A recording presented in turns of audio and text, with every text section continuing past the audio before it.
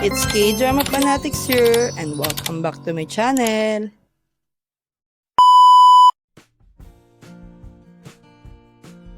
Episode 10 of Dear Yeri begins with Yoon-oh recalling his and Yuno's past when he first accepted that he was interested in her.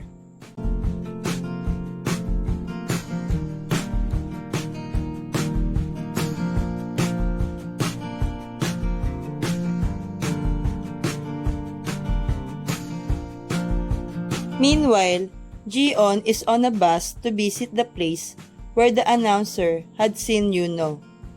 He recalls how he would like Yuno when he first saw her, but soon realized that she was Yuno's girlfriend.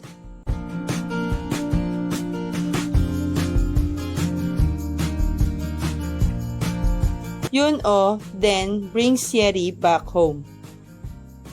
At home, Yuno asks Yeri if she recognizes him, and it's revealed that it's not Yeri, but actually Yuno.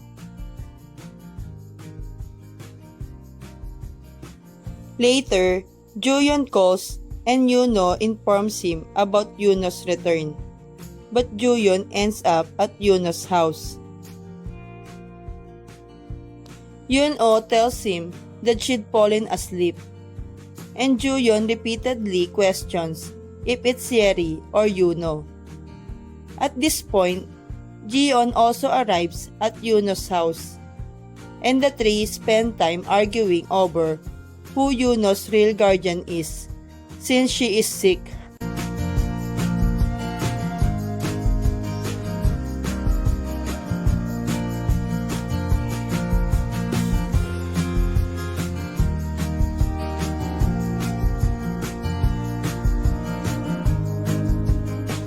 In the morning, Yoon-oh and Yuno went outside when they find Juyeon waiting for her. Tearfully, Juyeon calls out to Yuno, telling her that he does not care who she is. He liked her because she came to him as herself. Hearing this, Yuno runs toward Juyeon and hugs him tightly.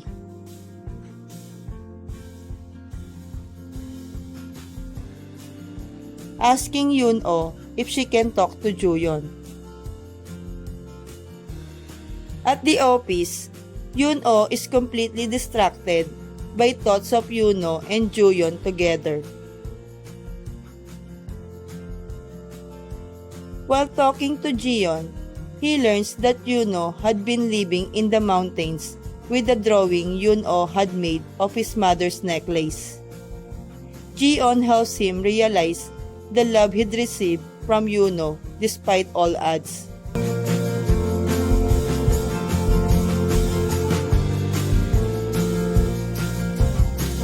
It's revealed that Yuno had tried living as Yeri in the mountains to understand how she had been so happy.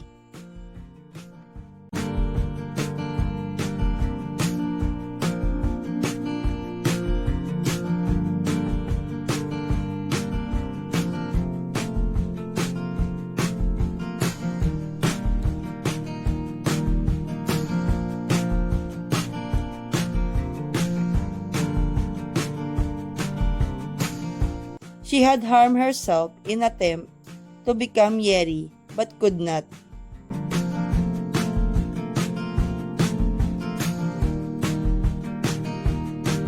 She shares all of this with Juyeon as a tearful farewell as they end their relationship.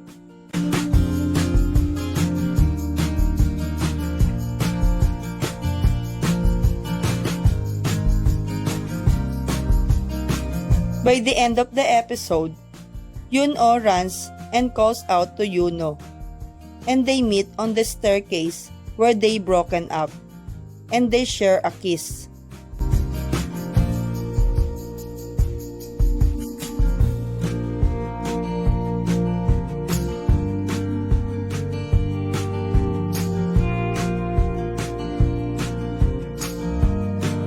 Thank you for watching. Don't forget to subscribe, like, and share.